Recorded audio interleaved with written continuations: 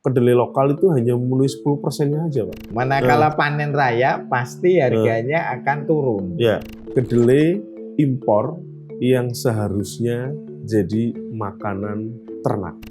Ini masalah ketahanan pangan, sehingga muncul demo untuk harga kedelai kok tinggi. Orang mau kemudian bertanam kedelai, semenguntungkan apa? Banyak anak-anak muda kita juga yang tidak tertarik dengan pertanian. Dan juga olahan dari tempe. Apa tuh ada misalnya? Tempe instan yang kita bikin, kemudian ada cookies yang kita semua dari tempe, termasuk media pembelajaran juga kita akan siapkan. Kita itu untuk tahu tempe 90% kedelainya dari impor. Berdiri kembali dengan produk-produk lokal kita, tidak meningkat, menurun. Karena petani enggan menanam, petani diajari melalui SOP, bahkan kita akan menyiapkan sekolah lapang kedelai.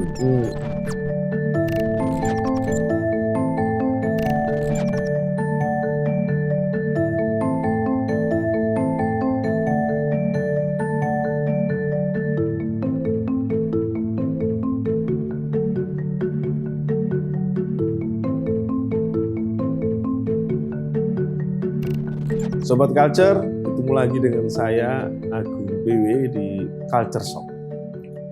Hari ini saya ditampar oleh sebuah fakta yang membuat sedih tapi juga sekaligus membuat takut. Makanan favorit saya, tempe, ternyata tidak sesehat apa yang saya bayangkan. Karena apa? Karena bahan pembuatnya, kedelai, itu berasal dari kedelai impor yang seharusnya jadi makanan ternak. Dan faktanya, Indonesia itu untuk memenuhi kebutuhan kedelai mengimpor 90%. Jadi untuk memenuhi kebutuhannya, Indonesia itu mengimpor 90% kedelai. Nah, orang mungkin sudah tahu bahwa kedelai di Indonesia itu impor, tapi bahwa sebagian besar itu atau aslinya kedelai itu untuk makanan ternak, saya yakin tidak banyak yang tahu. Dan selain makanan ternak, kedelai itu adalah kedelai transgenik atau GMO. Bersama saya ada Dr. Atris Suyanto Hadi. Beliau adalah pakar kedelai, dosen dari Fakultas Teknologi Pertanian UGM. Pak Atris. Pak Atris, fakta yang tadi saya sampaikan memang seperti itu, Pak Atris. Kami juga prihatin, hampir kurang lebih 32 tahun. Import kedelai transgenik atau rekayasa genetik ke Indonesia yang harganya murah itu makin meningkat, dan sekarang hampir semua kita menjumpai produk olahan tahu tempe di Indonesia 90%-nya kedelai transgenik ini. Sementara kedelai petani yang lebih alamiah justru makin ditinggalkan karena tidak kompetitif gitu. Oke. Sebelum ke sana Pak Atris, jenengan kan pakar kedelai nih. Background pendidikan sampai kemudian Bapak menggeluti kedelai apa sih Pak? Ini sebenarnya wujud keprihatinan. Saya studi di Fakultas Teknologi Pertanian di UGM. Dan bidang saya di Departemen Teknologi Industri Pertanian.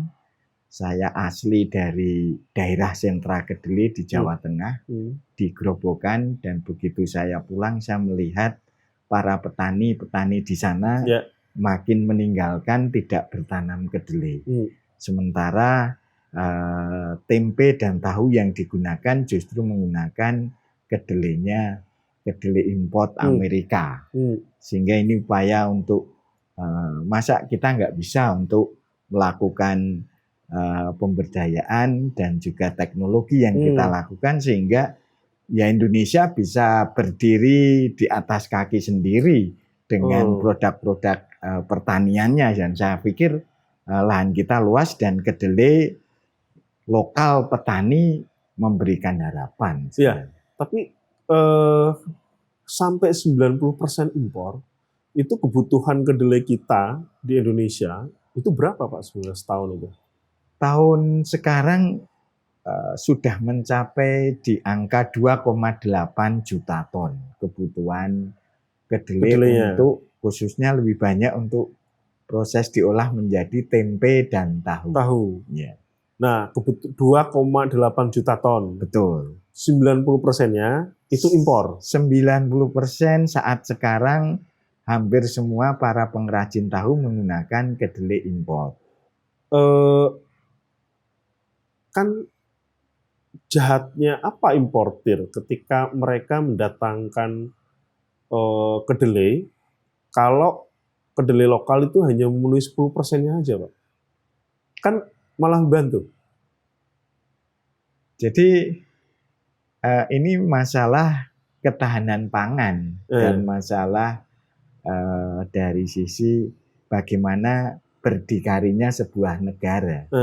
Jadi kalau ketergantungan pangan kita khususnya yang digunakan untuk tahu tempe hampir semuanya tergantung pada impor, maka kemandirian pangan menjadi keprihatinan nasional. Karena kalau kita semua tergantung pada negara lain, ya kalau harga itu bisa dipenuhi dengan harga murah, itu kan menjadi kewajiban negara kita untuk bagaimana kita bisa meningkatkan produktivitas, meningkatkan mutu sehingga produksi dalam negeri ya akan dipenuhi dari dalam negeri untuk kebutuhan nasional. Di semua negara hampir saya pikir berpola pikir untuk seperti kemandirian pangan nasional bagi negaranya. Nah, ada masalah yang cukup besar nggak sampai kemudian petani kita itu tidak bisa memenuhi kebutuhan kedelai? Karena kan ya kalau soal lahan ya saya lihat banyak sekali lahan-lahan menganggur. Kalau dulu kan kalau saya lihat petani setelah padi itu musim kemarau dia akan berganti palawija ya, termasuk kedelai, kacang hijau. Nah, kenapa tidak bisa kemudian meningkatkan produksinya? Karena setahu saya 2014 Jokowi itu kan sempat ngomong untuk swasembada kedelai ya, salah satunya ya Pak ya. Tapi sekarang impornya malah semakin besar. Ada masalah apa di petani kita? Ya, sebenarnya kompleks permasalahan mengangkat kedelai lokal kita sebagai sebuah komoditi pangan nasional. Dan di era pemerintahan Pak Presiden Jokowi mengagendakan untuk swasembada kedelai bahkan yang diharapkan begitu. Namun dari sisi saya melihat jangankan swasembada, produktivitas dan juga secara nasional itu menurun, tidak meningkat, menurun. Karena petani enggan menanam dan banyak faktor, terutama khususnya harga bersaingnya dengan kedelai impor serta mutu kualitasnya ini sangat kurang untuk ditingkatkan di negara kita. Sehingga kalau kalah bersaing secara hukum pasar, ya kedelai petani akan mengalami penurunan, sehingga ini peluang import untuk mengisi kebutuhan kedelai yang kurang di tanah air, sehingga importasi makin naik. Nah, tapi secara kualitas tadi kan kedelai impor itu buat makanan ternak, Pak. Maksudnya kalau ngomong soal kualitas tadi misalnya dari impor itu apakah lebih unggul dari kedelai lokal?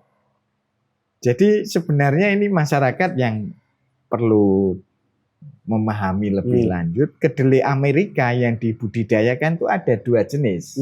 Salah satunya jenis yang seperti kedelai lokal kita, yang non GMO, bukan rekayasa genetika, ditanam secara alamiah. Gulma juga dibersihkan. Kemudian yang kedua, Amerika juga memproduksi dalam jumlah banyak, itu adalah kedelai yang rekayasa genetika. Ini awalnya diperuntukkan untuk suplai kebutuhan non pangan. Ya. Biasanya untuk bioetanol, kemudian untuk refill tinta menggunakan kedelai non GMO ini di Amerika. Kedelai GMO, menggunakan kedelai GMO. Menggunakan kedelai GMO. Dan ini harganya dengan kedelai non GMO di Amerika juga beda. Nah, sementara yang diutamakan di negara kita itu harganya aja yang murah. Apakah GMO atau non GMO itu tidak menjadi concern bagi masyarakat karena daya beli. Artinya yang masuk ke Indonesia yang GMO, yang transgenik. Ya, karena harganya lebih murah. Kedelai Amerika paling banyak diekspor yang memerlukan kebutuhan kedelai GMO ini adalah Cina. Ya, Cina nomor 1 mengimpor dari Amerika untuk kedelai transgenik ini atau GMO ini. Itu untuk kebutuhan konsumsi manusia? Di sana lebih banyak diperuntukkan untuk pakan ternak. Ya. Kemudian karena Indonesia juga punya kebutuhan untuk bahan baku kedelai, sebagian import ke Indonesia. Dan di Indonesia dipakailah untuk tahu dan tempe karena harganya murah. Nah, kalau dari fakta-fakta soal kesehatan ya, saya sempat membaca beberapa jurnal makanan atau produk turunan dari bahan-bahan yang dari GMO itu atau transgenik cukup berpengaruh pada kesehatan. Itu benar ya Pak ya? Ya, di beberapa ahli gizi di Indonesia juga sudah menyampaikan untuk produk non-GMO dan produk yang GMO itu memang beda. Ya, memang beda. Nah, dampak jangka panjang produk GMO ini masih dirasakan adalah banyak hal yang kurang baik sebenarnya. Misalnya meningkatkan resiko penyakit karsinogenik, penyakit dalam jangka panjang yang berdampak pada kesehatan kita.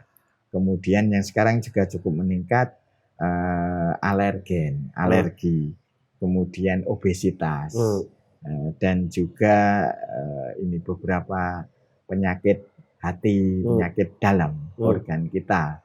Itu juga dampak jangka panjang dari konsumsi jenis pangan transgenik yang perlu diantisipasi dan dicermati begitu. Ya, itu yang tadi saya katakan Sobat Culture cukup membuat takut ya. Karena ya tempe bukan hanya jadi makanan sejuta umat di Indonesia, tapi ratusan juta masyarakat gitu kan mengonsumsi dari kedelai impor. Nah, kalau dari beberapa produk pertanian lain itu yang salah satu yang dikeluhkan oleh petani kita itu kan misalnya lagi musim panen, kemudian masuk produk impor, harganya menjadi jatuh gitu kan. Kalau kedelai mengalami hal yang sama nggak? Ini kondisi dilema pertanian kita manakala petani banyak menanam dan panen raya, tata niaga yang kurang dijaga sehingga seringkali petani mengalami kerugian yang cukup besar. Contohnya panen raya tidak hanya kedelai. Setiap panen raya harga yang ada di pasaran itu bisa turun. Taruhlah yang saya cermati di kedelai. Kedelai manakala tidak ada panen raya, harga kedelai impor itu di kisaran 10, nanti naik 11 bahkan pernah sampai 12.000. Sehingga muncul demo untuk harga kedelai kok tinggi oleh Brimkopti pada saat pandemi kemarin. Namun pada saat panen raya nanti harga kedelai import ini juga turun di kisaran sekarang panen raya dan juga produk melimpah importnya ini harga kedelai bisa di angka 8.000. Sehingga kalau angka kedelai import 8.000 maka ini juga berdampak pada hasil panen karena daya saing pembelian raw material kedelai bagi para pengrajin tahu ya antara lokal dan impor diharapkan sama. Sehingga kalau harganya turun dari pesaing kompetitor dari kedelainya diimpor turun, ya tentunya harga kedelai lokal jadi anjlok. Sehingga kalau anjlok ya petani merasakan, wah saya nanam kedelai tidak menguntungkan ini karena harganya semula bisa di angka 11.000 jadi 8.000, bahkan bisa 7.000. Sekarang berapa, Pak? Ini di harga panen kedelai raya pada saat sekarang dihargai di Pati sebagai salah satu bagian dari sentra kita pemberdayaan di Pati, harganya karena impor 8.000 bisa 7.500. Jadi harga import ini mengikuti untuk katakanlah dari dia semula 10.000, tiba-tiba ketika panen raya dia jadi rendah, lebih ya menekan harga kedelainya petani berarti. Ya, ini saya kira bukan suatu hal yang baru ya. Manakala panen raya pasti harganya akan turun. Dan harga turun berimbas pada hasil pertanian, hasil panen petani. Sehingga kalau kedelai importnya turun yang semula harga 10.000 taruhlah demikian menjadi 8.000, ya harga kedelai lokal menjadi di bawah itu bisa jadi. Kenapa harga kedelai lokal kemudian menjadi di bawah itu, Pak? Maksudnya dengan bahwa ini kedelai lokal lebih sehat, harusnya kan lebih mahal tinggi. Iya. Ini logika yang seharusnya ada itu demikian, karena ini kedelai non GMO kok harganya malah murah. Ini kendala saya kira kita semua masyarakat di negara kita, termasuk sisi pemerintah, termasuk kami dari akademisi, demikian juga dari off-taker industri. Ini mata rantai yang harus digabungkan dan ini akan menguatkan dari sisi kelemahan yang muncul karena kedelai impor manakala panen di petani karena teknologinya rendah, penggunaannya dilakukan sortasi manual, kadang hanya menggunakan alat seadanya, hasil panen pun dirasa belum bersih. Hasil panen masih banyak kulit-kulit, masih banyak cangkang, masih kurang, ya masih kotor lah begitu, di 70-80%. Manakala dijual, pengrajin tahu tempe akan membandingkan dengan kedelai impor yang sudah bersih.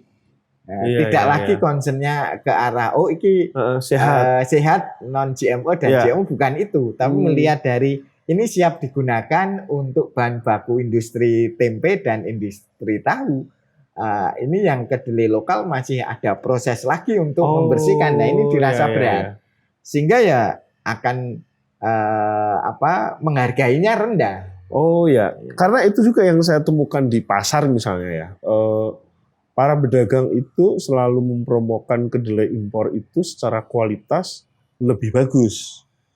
Nah, berarti yang saya tangkap tadi dari obrolan tadi itu sebenarnya lebih bagus itu secara penampilan kan. Artinya kalau secara kandungan soal gizi dan sebagainya sebenarnya lebih bagus kedelai lokal. Cuma pasca panennya ini yang belum masyarakat kita paham untuk menanganinya menjadi lebih bagus begitu, Pak? Iya, memang kendalanya di sana, termasuk bagaimana budidaya petani yang di dalam varietas gerobokan misalnya, itu secara dirilisnya varietas kedelai lokal unggulan, misalkan varietas gerobokan, varietas Argo Mulyo, sekarang ada Devon. Varietas lokal ini berbiji besar dan secara potensinya bisa produksinya di atas 2,8 ton per hektar. Ini Pak, salah satu. Ya, salah satunya ini adalah kedelai berbiji besar varietas gerobokan. Kalau ini ya Sobat Culture, ini impor ya Pak ya? Ini yang kita juga bawakan kedelai impor. Kalau dibandingkan secara besaran bijinya lebih besar lokal malah ya? Ya, kalau kita melihat kedelai lokal kita secara ukuran biji dan ini juga bagi masyarakat awam kita itu masih prinsip kalau kedelai lokal itu kecil-kecil, kalau kedelai lokal itu banyak kotorannya. Kalau kedelai lokal dijadikan untuk tahu tempe tidak babar atau tidak mengembang. Ini prinsip yang sebenarnya sudah lama. Dulu saat saya SD SMP itu ya. Kalau sekarang ini sudah dengan teknologi yang kita kembangkan, termasuk para pemulia kedelai varietas gerobogan misalkan, ini berbiji besar. Besarannya di atas kedelai impor untuk ukuran biji karena per 100 gram kedelai varietas unggul biji besar gerobokan ini bisa beratnya mencapai 19 gram per 100 biji. Sementara kedelai import hanya 17 gram per 100 biji di average rata-rata. Artinya apa? Artinya kedelai unggulan lokal nasional kita sudah bisa memiliki kompetisi daya saing yang tinggi karena bijinya besar. Nah, artinya apa yang harus dilakukan oleh pemerintah untuk memperbanyak dan membuat kualitas kedelai lokal seperti ini itu dikembangkan oleh petani, ditanam oleh petani, Pak? Nah, ini saya kira juga nanti harga perlu dipertimbangkan dari kebijakan dan juga policy untuk membantu para petani. Harga kedelai import ya mestinya ada juga untuk diberikan semacam biaya import ya untuk kalau kita kan kedelai itu 0% oleh pemerintah. Kalau impor, yang impor itu diberikan 0% untuk masuk di Indonesia. Enak banget, Pak. Sehingga ya harganya bisa dari sananya termasuk subsidi pemerintah dari Amerika itu juga ada. Sehingga upaya mereka untuk menjual ke negara lain itu sangat besar karena subsidi pemerintah, kemudian polisi kebijakan pemerintah kita juga 0%. Ya, ini mestinya untuk peningkatan dari sisi pemerintah melakukan upaya itu sebelum nanti di tingkat yang penting di petani kita ya bagaimana produktivitasnya bisa sesuai potensi yang ada. Ya, artinya kan bisa juga pemerintah itu memberikan subsidi untuk kedelai lokal kan, Pak? Artinya kalau tadi misalnya, yang impor itu dikasih lah biaya masuk lah, ini kan 0% ya? Ya minimal biar fair itu kan kedelai lokal itu juga harus didorong dong dengan subsidi agar memenuhi kebutuhan tadi itu. Betul, karena program pemerintah melakukan upaya untuk subsidi terhadap bagaimana biar kedelai petani meningkat, itu ada melalui program BANPEM, bantuan pemerintah. Tetapi sifatnya ini bantuan yang diberikan tidak pada menjaga harga manakala harga jatuh. Yang diberikan itu di lahan dalam bentuk bantuan subsidi benih, subsidi saprodi yang diperlukan. Dan juga kita tahu hal ini efektivitasnya juga tidak diukur. Asal diberikan bantuan tetapi sejauh mana peningkatan produksi dan pasar itu bisa menyerap hasil petani itu tidak sampai ke sana. Sehingga ya program dijalankan begitu petani panen manakala menjual dia kesulitan untuk mendapatkan hasil panen, ujungnya trauma dan nanti istilahnya kapok. Loh ini saya nanam kedelai malah hasilnya tombol. Nah, Pak, ya sekarang banyak ya petani-petani muda. Terus di sisi lain banyak juga lahan nganggur nih gitu kan. Ya faktanya banyak anak-anak muda kita juga yang tidak tertarik dengan pertanian. Jadi alasan apa yang orang mau kemudian bertanam kedelai? Semenguntungkan apa? Atau ada strategi apa nih biar kemudian dia ya menanam kedelai tidak, kalau sekarang kan harganya salah satu alasan petani beralih ya misalnya ke produk pertanian lain, jagung lah gitu kan. Itu lebih menguntungkan jagung katanya gitu kan. Nah ini bagaimana Pak? Alasan apa yang membuat orang kemudian mau bertanam kedelai? Ini yang kita lakukan di beberapa petani awal kita ajak menanam, mereka merasa keberatan dan juga merasa ini tidak menguntungkan. Manakala sistem di dalam tata niaga untuk agribisnis kedelai itu tidak siapkan secara terstruktur dari mulai nanam sampai nanti panen dan pasarnya. Nah, program inilah yang mestinya harus mulai dipikirkan bersama-sama dan kita mengadopsi teknologi. Nah, kalau sekarang orientasinya berbasis IT teknologi smart. Maka saya menyampaikan program Smart Agro Enterprise Kedelai, saya jawakan itu Sai Kedelai. Sai Kedelai itu bertanam kedelai dengan baik karena budidaya dari petani diajari melalui SOP, bahkan kita akan menyiapkan sekolah lapang kedelai yang nasional, yang nantinya orang belajar kedelai janganlah ke Vietnam, tapi belajarlah ke Indonesia. Kenapa? Gitu. Karena ya lahan kita sebenarnya luas. Varietas kedelai lokal kita juga sangat besar.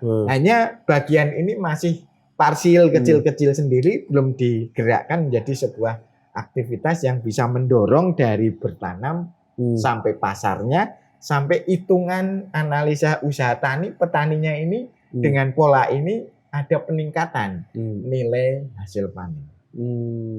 Oh, berarti kita belajar malah ke Vietnam, Pak, kedelai. Ya, kedelai belajarnya lebih banyak ke Amerika.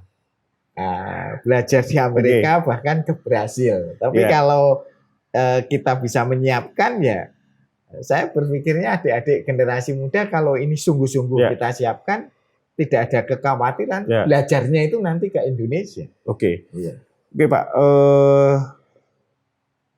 Kedelai lokal itu tadi apa ya, pedagang itu kan ada yang menyampaikan soal ya kedelai lokal itu nggak bisa dibuat macam-macam ya, tapi di sini di Atempe, jadi Pak Atris dan Ibu ya, istri itu membuat satu usaha tempe dari kedelai lokal. Bukan hanya tempe, ternyata kedelai lokal bisa di sini produknya apa aja, Pak? Olahan dari kedelai lokal dijadikan tempe dan juga tahu, dan juga olahan dari tempe. Itu apa tuh ada misalnya? Tempe instan yang kita bikin, kemudian ada cookies yang kita semua dari tempe, termasuk media pembelajaran juga kita akan siapkan, dan kita siapkan produk untuk pasar global. Itu dalam bentuk tempe kita kalengkan. Sehingga daya tahannya bisa 1 tahun, termasuk tempe instan.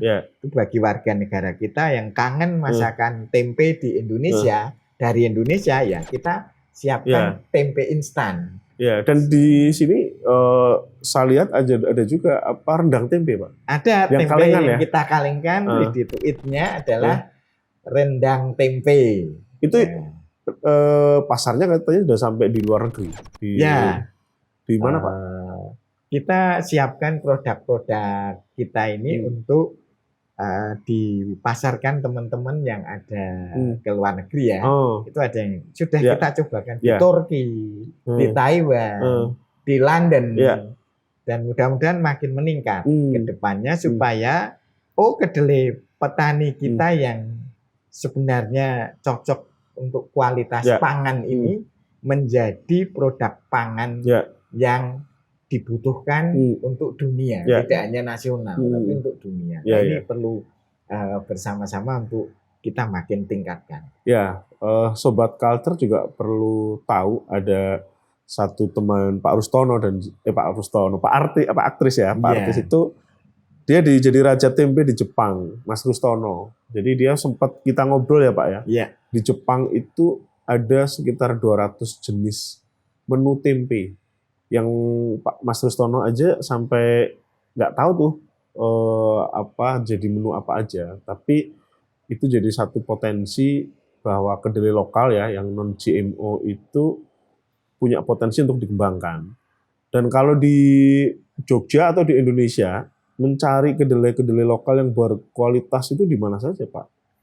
Jadi hampir semua kedelai yang ada di negara kita itu untuk tahu tempe 90% kedelainya dari impor. Sementara kedelai lokal yang masih ditanam itu dalam pola pemberdayaan petani kita mulai tumbuhkan kembali. Ada di Kulon Progo, ada di Boyolali, ada di Klaten, ada di Gunung Kidul dalam konsep kemitraan.